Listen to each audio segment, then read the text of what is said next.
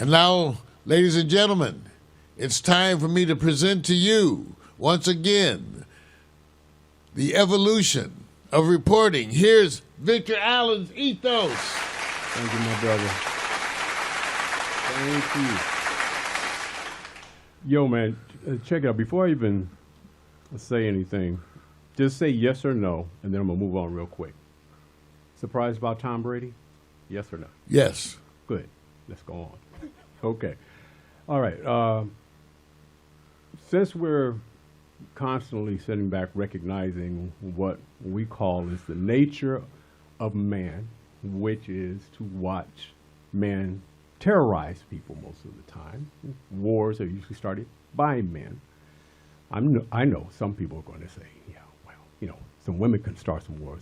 Yes, they can. Yes, they can. There are different type of wars. What I'm doing today is to recognize a couple of people, and before I get into this whole description, it's about the voices they represent. And the first young lady we're going to get into, her name is Shelby Ivey Christie. She's a fashion and costume historian. Why is that different? Because she's literally trying to bring recognition and specialize in information about fashion history, that the intersections of race and culture. That alone caught my eye, because it's not just about here's the design, here's the clothes. And so on this page, Mario, which I will go ahead and instruct you, there's a link below. At her Instagram, I want you to click. And we want to go to her Instagram and just click her video and just listen to her message as it relates to why she's here.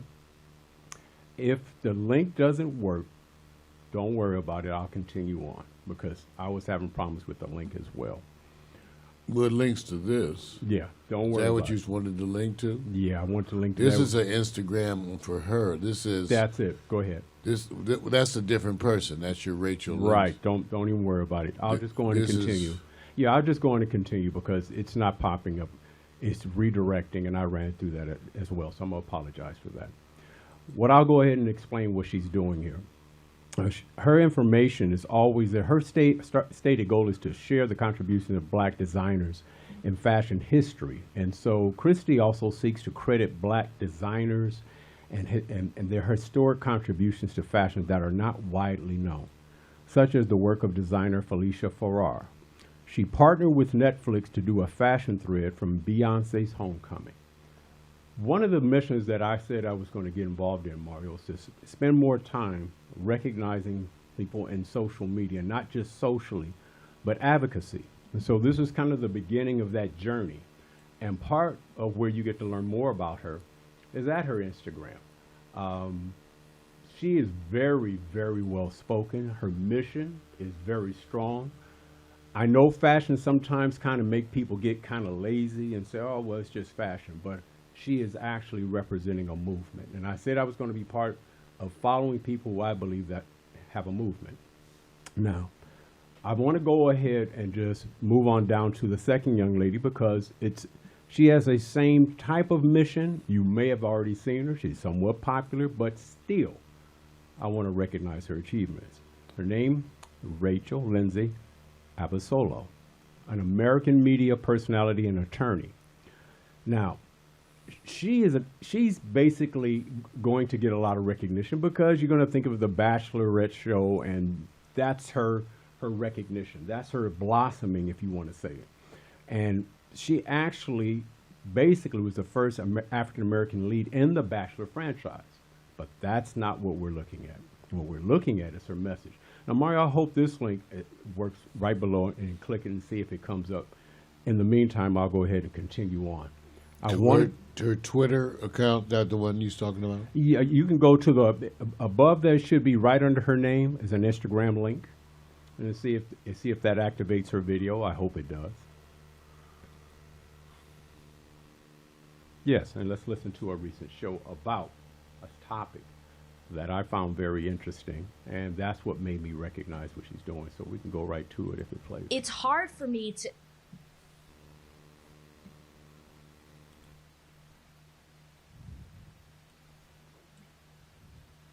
stop the mentality of not caring about or not caring about what's happening, or maybe more so I should say that that's not our fight. Because that's what I've seen people say. This is why you don't jump in. This isn't our fight. I feel like that's generalizing what's happening at the border and applying that to all the Ukrainians. There are people who are trying to flee this country. It doesn't mean that every single Ukrainian has adopted a racist mentality where they are prohibiting Africans or Black people from crossing the border. This is obviously something that's done within the government, and this is something that's happening with the soldiers that are implementing this.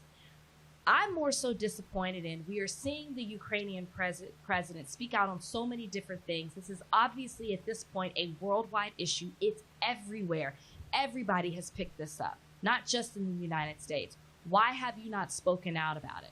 Why are we not hearing anything from the Ukrainian government about we're going to rectify this? We've heard from the Polish government. The Polish have said that is not us. We are allowing anybody to come into our country. That's the Ukrainian soldiers who are preventing people from hopping on trains or from entering into the country at the border. I'm more so disappointed in that, but I don't want to sit there and say, at the end of the day, I feel like having empathy towards what's happening to the Ukrainians in the country because of the Russian invasion. I still feel that. Though there are people who are losing their lives, their well-being, everything they've known, they're being displaced, and there's a lot of sadness and confusion and loss there. I can't separate myself from that because there's racism at the border. I think the reason that your first thought wasn't how were the Black people being treated in the Ukraine, because your first thought was these people are at war. These people were invaded for all the wrong reasons. And your thought is these people are just trying to escape. So in your mind, it's like these people are at war. That's their first thought is to save their lives. You're not thinking, oh, they're going to treat Black people the same way that they're being treated by the Russians. You're not thinking, how in the world are they still going to find time to be racist in the middle of a war? And I don't think you're wrong for not thinking racism first, thinking about the humanity of these people. But humanity is showing us time and time again the strength and the power of racism. That even when you're down and out, you still think that people who are darker skinned are the scum of the earth. It shows how deeply rooted the hatred for the color of our skin is worldwide. And I think the other thing that it makes me think too is, how can you ask the UN, the West, African countries to stand with you when you aren't even standing for everybody that's trying to get out of that country? That's my thought. How you gonna ask us to help you and be there for you when you are pushing mothers and children to the side, leaving them out in the cold, waiting for hours to escape this country, when you're not even looking at us as human beings at this point? So don't ask us for help when you can't even treat us like human beings. Yeah. So I get you. That's my struggle. It's hard for me to adopt the mentality. Wow. Well, you see why I went to it right away, because she made a point that I didn't catch it. I thought about it and I searched for it. I was watching the president, this Zelensky, right? Now, I just said, maybe I'm not seeing all the announcement. Maybe I'm not seeing all his presentations and his speeches, but not one time.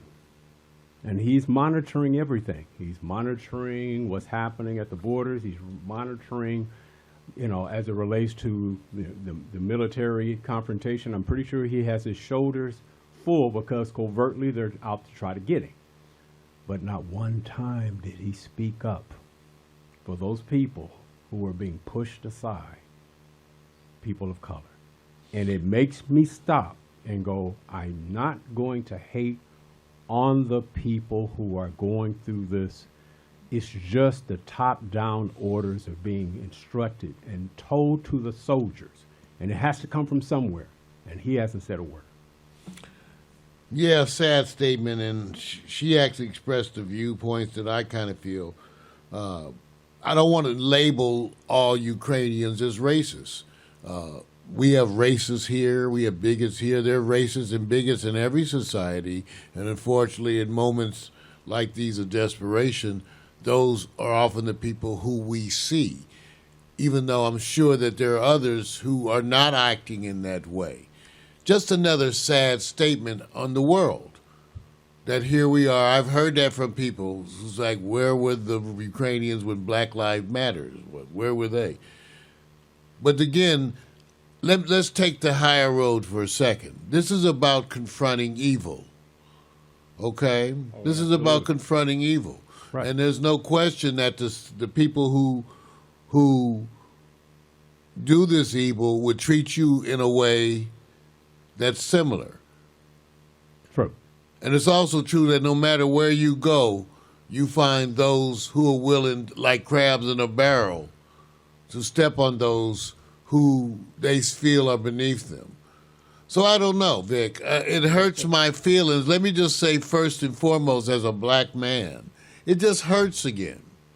It just hurts again. It hurts whenever we as black people get involved with things or people and then somehow get some kind of a slap in the face. So often it's happened when you like certain stars or certain athletes, then come to find out that they don't particularly care for you or your people. I refuse to accept that these incidents, and there are more and more reports of racial incidents occurring, True. that these are the norm. But they're obviously happening enough, right? Well, yeah, and that's the part I'm trying to bring a light on into it is on awareness, because I know it's happening, and I wanted to give the president, and they say if you don't hear the voice, it'll be no different than what we saw and experienced from Donald Trump. Reaction only when it's attacking that you didn't do this. Well, it seems like the same thing may be happening with this president. Now, like I said, I'm giving the benefit of the doubt that I haven't seen a statement, and maybe it's out there, and I hope. I would rather be wrong that he has stood for those people of color who are suffering just as well. So I'm going to give the benefit of the doubt, but I shouldn't have to look that hard. Now, while that's happening, Mario, I'm going to try one more time because I want to see if I can still get this profile. Under Shelby's name, go to that Instagram link and see if it works. Right under her name, right there. It's not a link to Instagram. It's not a link? It's just a link to Shelby. Yeah, okay. So that's why I was trying to... Oh, no, up higher, under her name. Yeah, try it there. And see if we can get that moment with her as well.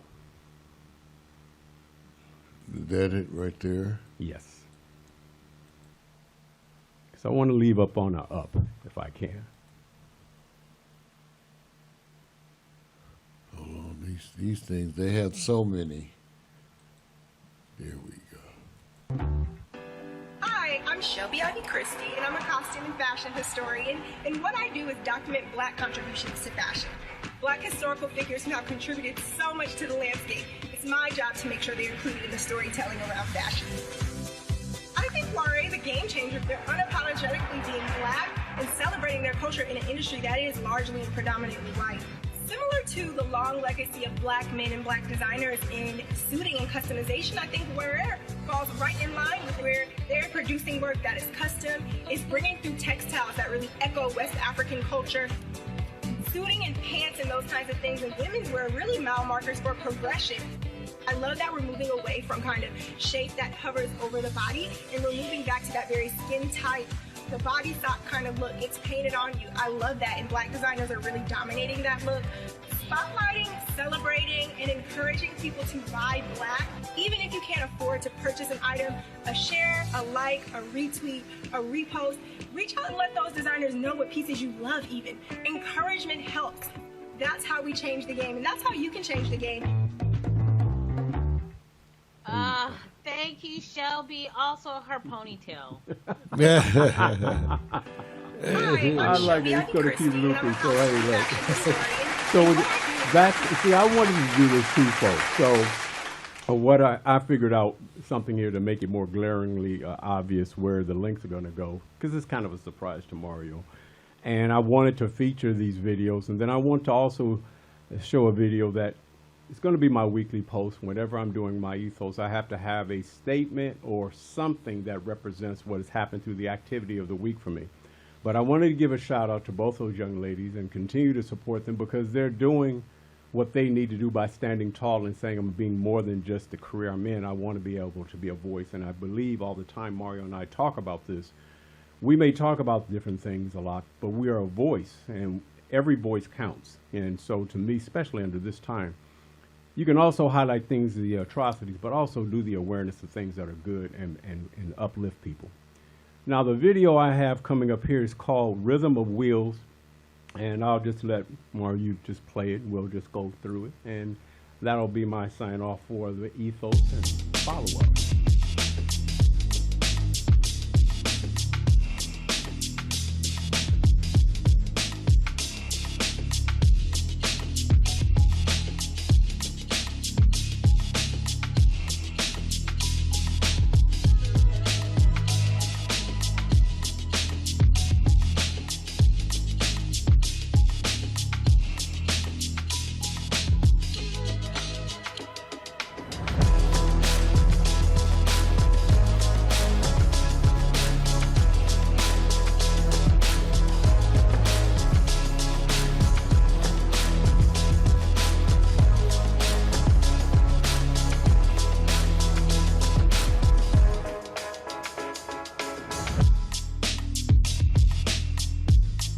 Stand up for what's right, even when it's uncomfortable. Yeah, give it up, Victor Allen's Ethos. Yes, sir.